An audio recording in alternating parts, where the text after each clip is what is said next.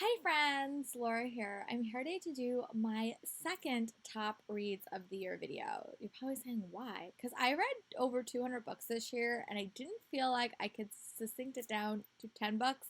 And I also do a lot of genres and I felt like it was hard to make those two lists kind of make sense. So I did a fantasy and science fiction one, which you saw yesterday, and today is kind of the other reads just in general that I kind of also really enjoyed.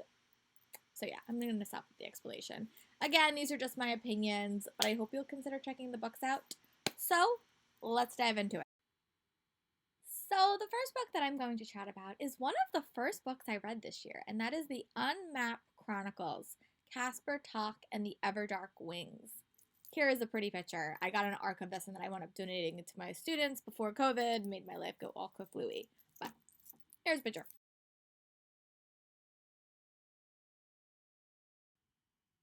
This year, I did wind up reading two of these, but the first book definitely captivated me from page one. But you basically follow this young boy named Casper Talk. He is like me. He is very, very afraid of adventure, likes to read about it in a book, does not like his life getting all complicated. However, that does not go exactly planned for Casper Talk, because when he gets sucked into a magical world, he has to sort of save the day, and he gets tagged up with a bunch of under characters. But the world building in this was top. Like, I adored the world building in this book. I thought it was so well done. It also dealt with, like, climate change and global warming, and that was a big conversation that was happening in the underside of this book. But I also just like the world. The world was so fun and so rich, and it was just so, I felt like I was back reading Percy Jackson, like the early books, but it had a lot more, like, depth to the world. It had a nice balance between being super fun and super engaging for the kids, but also really entertaining, but also, like, it had a fun message at the heart of it. And then I really wound it and loved it and went up reading book two, which I also equally enjoyed. This one had a little bit of an edge because I think I like Casper he was just more my type of me, the type of character that I really enjoy. But overall, was such a solid read. Really liked it. Definitely going to keep reading by this author because I don't think she's a debut. I think I said on my debut list that she is a debut. I don't think she is a debut. But it was the first series that really popped. So she has other books, and I'll probably go back and reading them eventually. But again, I really like this one, so that's why it's on this list. The next book I'm going to talk about in this video is another early read for me. I actually read this really early, but it is What I Like About You by Marissa Cantor, which is a YA contemporary featuring the BookTube community. And I'm a part of the BookTube community, so this book was such a joy, such a highlight. Here's a picture.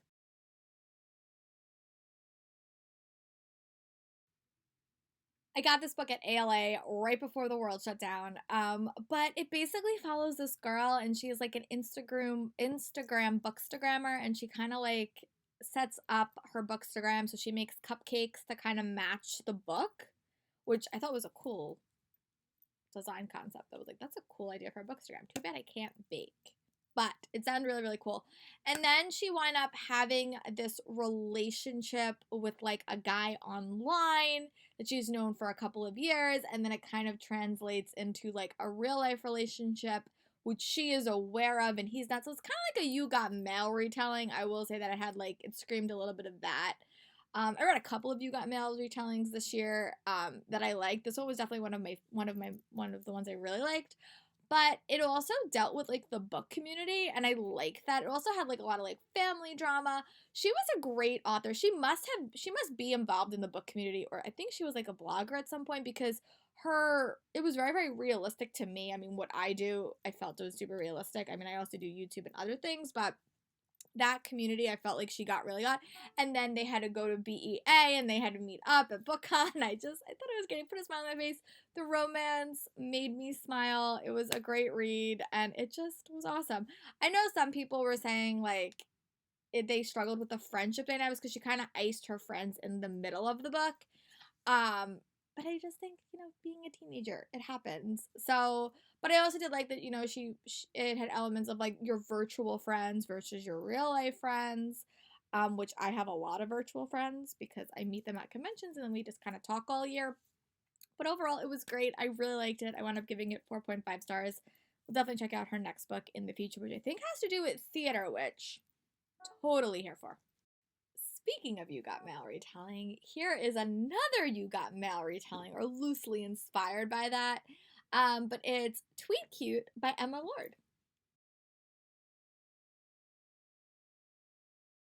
Book was such one of my favorites of the year. Like, I think it's probably one of my top favorite contemporary reads because I really liked it. But it basically follows these two characters, and they live in New York City, which I work in New York City. I live in New York. And one is Piper, and she is the daughter of someone who runs like a big, like, burger place, I guess. She runs like a big burger place, and she's kind of involved in her social media. And then you have Jack, yes, Pepper Jack. It's very, very funny. The author loves making jokes about that. And you have Jack, whose parents own like a small deli, and he kind of lives in the shadow of his twin brother, and he runs their Instagram account.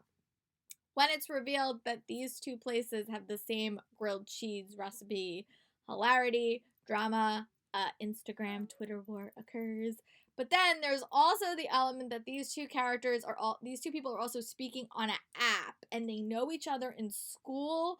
So it's like it's like a double level of the You Got Mail element. It's really, really cute though. I really liked it. It's definitely going to be a read that I'm going to reread in 2021 because I feel like I'm just going to need a quick listen at some point because I have some high fantasy planned, and I really liked it. I also read her other book coming out in 2021, and I liked it. I think I still prefer Tweet Cute, which is why this one made the list and that one didn't.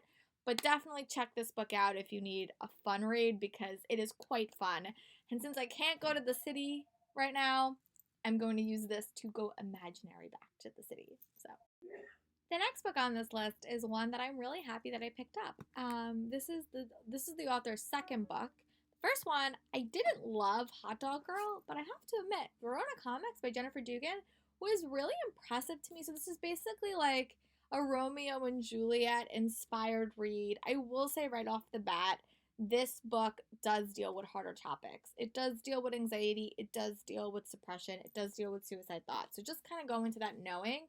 But it has a con element, which is something that I really like. But basically, you have Jubilee. She, with her two moms, they run this small indie comic book store, and she's prepping for the biggest audition of her life because she's a celloist. And then you have Ridley, whose parents own the biggest comic book distribution center in the world. And he is really going through it. He's dealing with anxiety and depression, and his parents are just not that impressed with him, unfortunately. Poor guy. But they meet at a comic book convention, and they can't help falling for each other. But too bad their parents really don't like each other, so it has a Romeo and Juliet inspired element. I really like the con element. This was right in the middle of like heavy lockdown, so we really couldn't go anywhere. We really couldn't do anything. But it also has like they talk back and forth between text. But it says, as Ridley's anxiety spiral, Julie tries to help him, but finds her focus torn between her fast approaching addiction and their intensifying relationship. What if love can't conquer all? What if each of them needs more than the other can give? And I thought that the way this book ended was not what I necessarily expected, but I thought it was a great ending for it, and I really enjoyed it. It's definitely a hard-hitting contemporary. I will say that, more like a Katie McGarry or a just had dealt with a lot more harder issues than like a Casey West, but it was just really, really fun. I really felt for the characters, and it's definitely a book that I would probably reread again, but it was great. And I definitely want to get her other book coming out, Some Girls Do. It comes out in the summer, and I'm definitely going to pick this one up. But again, that's why I always say give authors a second chance, because you never know if you're going to like their second book more than their first.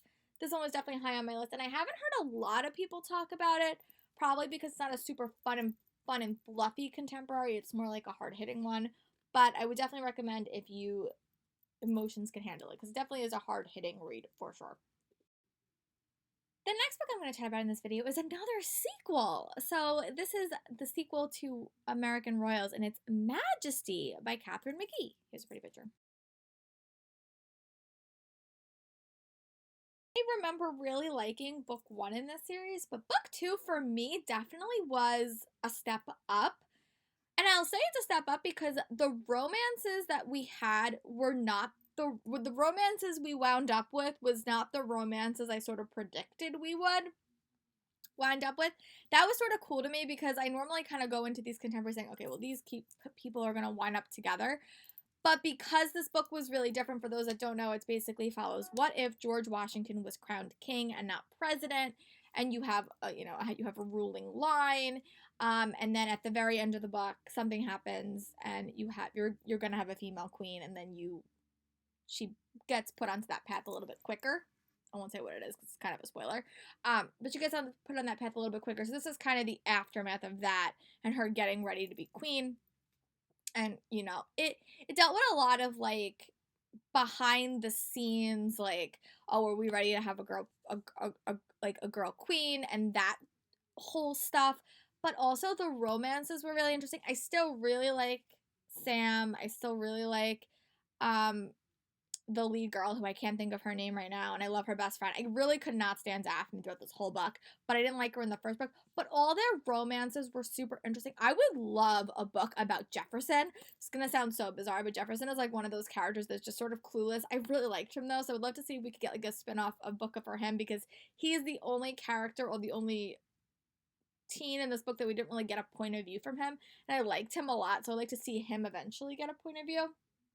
I don't know if we're going to get any more books either, but I really liked it. I thought it was a step up from book one, and it took the series in like a surprising direction that I really wasn't expecting, but still wound up really enjoying, so that's why it's on this list. And I really am excited to read more by Catherine McGee in the future. I have her books, her backlist on my Kindle that I want to get around to soon, so definitely really like this. If you have not checked out the series, definitely recommend it. It's a perfect like quick read, because the first one is a little bit more like fluffy and flirty, and this one is still fluffy and flirty, but does deal with a lot of stuff as well, so definitely check it out.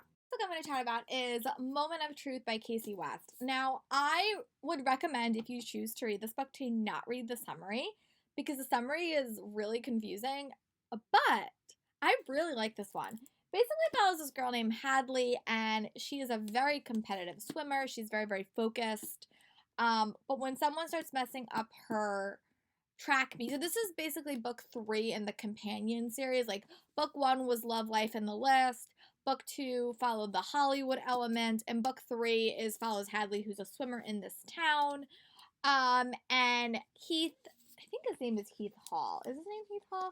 This person dressed as Heath Hall winds up coming in, kind of messing up his swimming competition. She winds up taking it upon herself to kind of identify who this person is.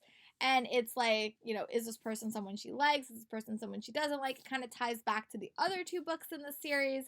I really like this. I thought it was a really fun read, one that I wasn't necessarily expecting considering what the summary told me, but it was great. I really liked it, and I don't want to give too much away because I think it would like ruin it, but it was just great. I really like most of Casey West's reads. They've been getting, some people say that they're very, very fluffy, and some people haven't liked this new series. I really have. I've liked both of the books in this series, so this one was definitely one of a surprise, but I really liked it, so I would recommend you check this one out. I know she has a book coming out in 2021 called Sunkiss, which I'll definitely be reading, but yeah, this was like a surprising one, so much so that I kept it, and I will probably reread it at some point. So I'm going to choose another author that really I read a lot of in 2020.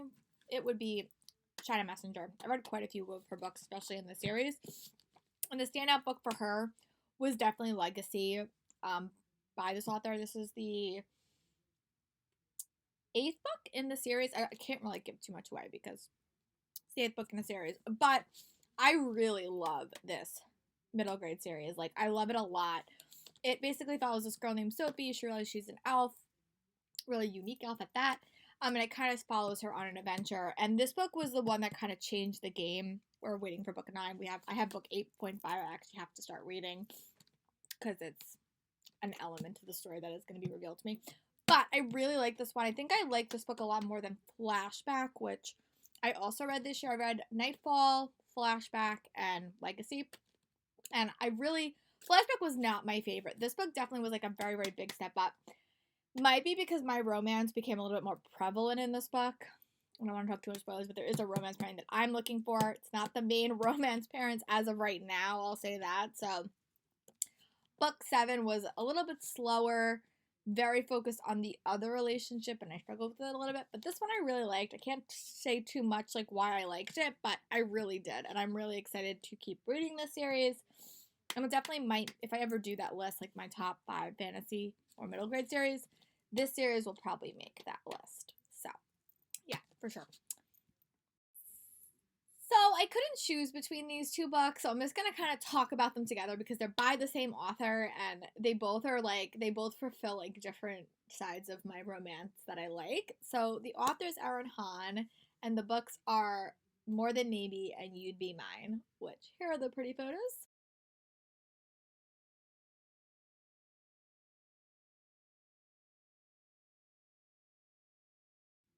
So You'd Be Mine came first, and this is like a road trip music country star romance read, and it definitely is more hard hitting. It does deal with alcoholism, it does deal with depression, it does deal with deaths of parents, it does deal with a lot of grief elements. But you basically follow these two characters, and one is a country music star whose reputation needs a little bit of improving, and then you have this country star like celebrity daughter after her parents, something horrible happened to her parents, and she's kind of left in the aftermath, but she has a really, really good voice. So they wind up teaming together to go up on tour, and let's just say drama occurs. But I really liked it. I thought that it dealt with the darker side of fame in a really effective way. I also said this a lot of times. If like anyone in the world wants to like actually record these songs, I would download them in a heartbeat because I really love the songs a lot. Coattails, just some of the songs that they wrote, like Aaron Hahn wrote, I just want as like a physical song. That will probably never ever happen. I have to check out the audiobook. I wonder if they actually sing them or if they probably don't, but I'll have to add that to my Audible queue. Maybe I'll download it and see. But I just really liked it. So that was like definitely a more hard hitting romance. And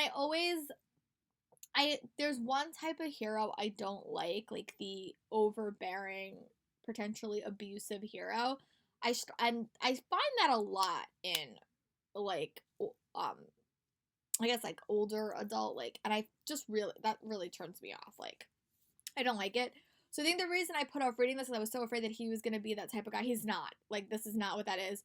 But he does go through a lot, so it kind of comes off like he's being mean and aggressive a little bit. But I took it a little bit differently in knowing his background. And the next book I'm going to talk about came out this year, and it's called More Than Maybe. And you follow Luke and Beta, and it's kind of the opposite.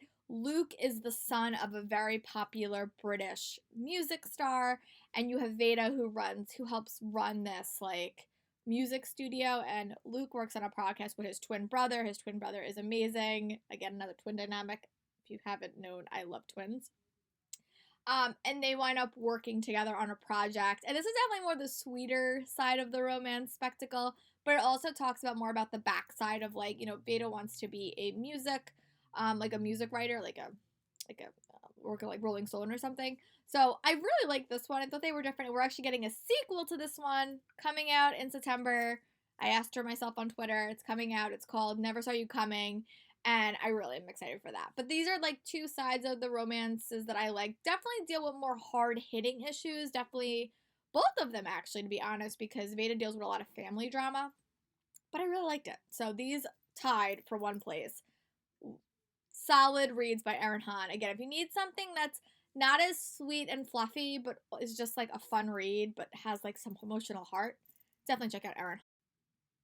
The last two contemporary books I'm going to talk about, unless the last book is a different genre, is Bookish and the Beast by Ashley Poston. I really love this book. This book was like not even 300 pages.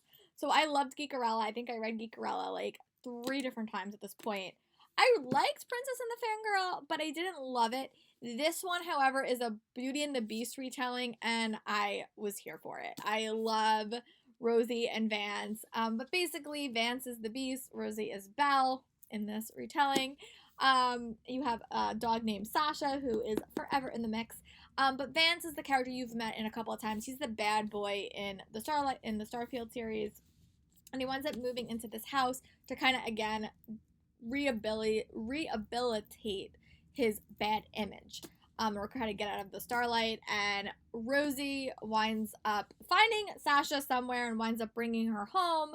She's also really into reading and books, and I think she loves Starflight. Yeah.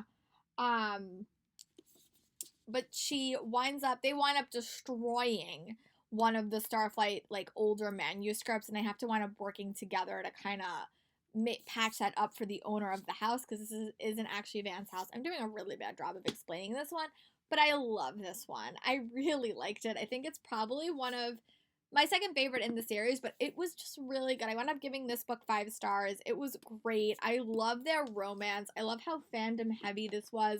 Again, I'm a real sucker for books that have 2 point of views for the both male characters. Puppy is in it, and I really like this one, and I am so bummed that Ashley Poston isn't coming out with a full-length book this year. So you can definitely see I will probably be rereading this at some point because I need something. I also have a couple of her backlists I still need to read, but really like this. If you're looking for sort of a fun, fluffy fandom-y contemporary, definitely check out Geekerella and Princess and the Fangirl and Bookish and the Beast. But this one definitely upped my love because I really liked Geekerella and really like this one. And who doesn't love a good Beauty and the Beast retelling? I sure do. And then the last contemporary book I'm going to talk about on this list is Today, Tonight, Tomorrow by Rachel Lynn Solomon. This is her first foray into cutesy contemporaries. She has some backlists that are not so cutesy that I do want to tackle. But this follows 2 guys, which is Rowan and Neil McNair. And this also has Jewish representation, which I've been noticing a lot more in the YA community. And that is amazing. Because I just think it's something that you don't really talk about. But these 2, this has some of my favorite tropes, like, all rolled into one. One, it's a 24-hour read, which takes place over basically 24 hours. It also flashed back, so you see, like, them develop in the past, and it's told through, like, let me see if I can find something to show you. It's told through, like, found documents, so, like, you kind of look back at, like, what happened in the past. There's also a scavenger hunt around Seattle, and it's love to hate.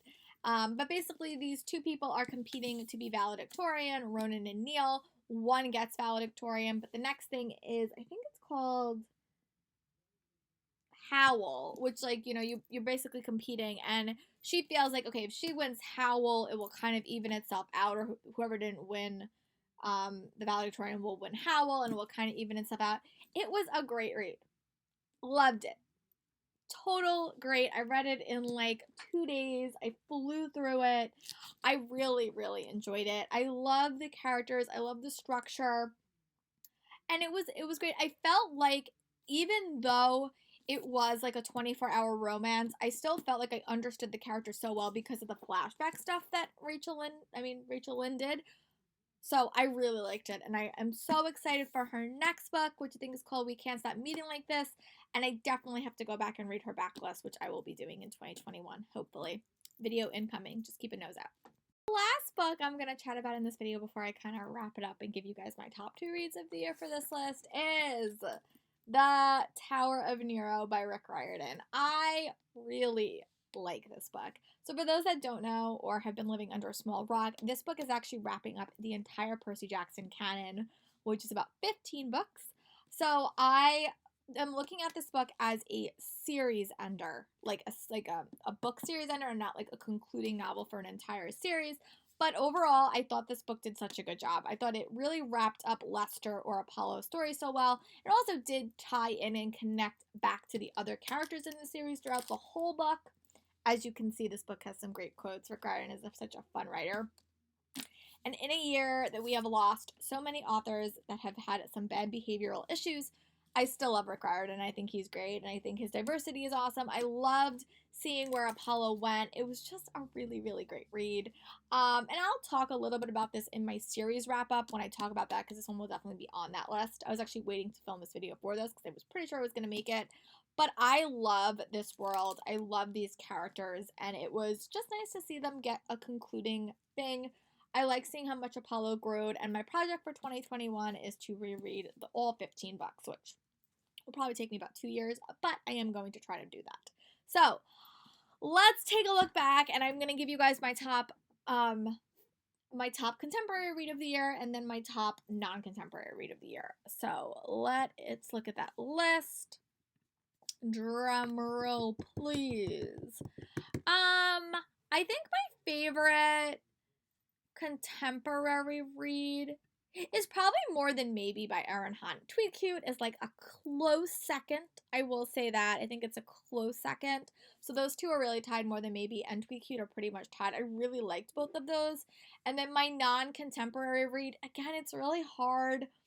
I would probably lean towards Legacy or The Tower of Nero as my non-contemporary reads because they're like in a continuing series and I feel like that they just kind of develop the characters a lot more.